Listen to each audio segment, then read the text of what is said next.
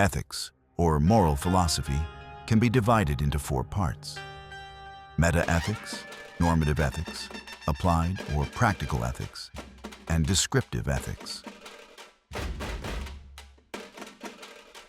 Normative ethics studies norms and values. Philosophers interested in this area ask such questions as, what is good and bad, right and wrong? How should we live our lives? What ought to be the case? Are some kinds of actions always wrong? What goals should we aim at? What characterizes a right action? What is a good life? What makes good things good and bad things bad? What is a virtue? Is anything intrinsically valuable or good in itself? What does it mean to be a good person? What is the highest good? And so on. Most philosophers make a sharp distinction between descriptive ethics and normative ethics. Descriptive ethics deals with what is the case. It studies such questions as, what norms does a certain group accept?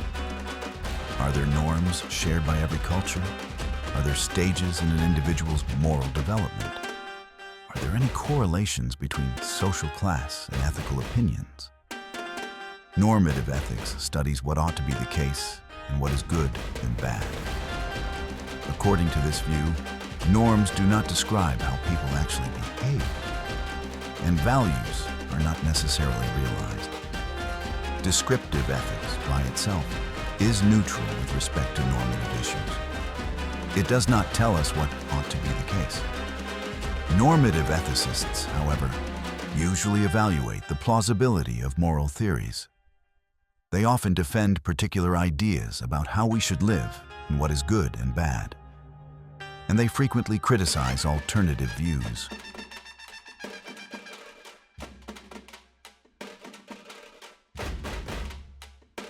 There are many kinds of normative theories. For example, various kinds of virtue ethics, naturalism, contractualism, deontology, Kantianism, motive ethics, consequentialism, intuitionism, ethics of care, situational ethics, phenomenological ethics, and existential ethics. These theories often focus on different aspects of moral life.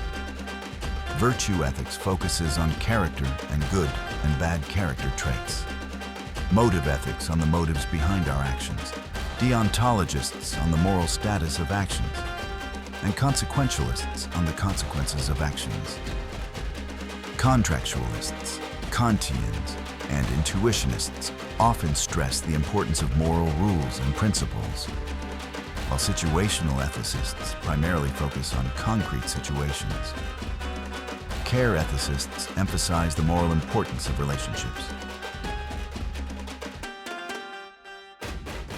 Virtue ethicists and motive ethicists often concentrate on the question, what kind of person ought I to be, and what motives are good and bad? They emphasize developing virtues or good character traits, motives, and dispositions, such as temperance, courage, justice, wisdom, and benevolence. Deontologists, Kantians, intuitionists, and contractualists often focus on the question, what ought I to do, and what is right and wrong? They stress the importance of avoiding certain actions and performing others. According to them, we must not, for example, kill, steal, lie, or commit sexual misconduct. We should keep our promises, respect others, and treat them as ends and not merely as means.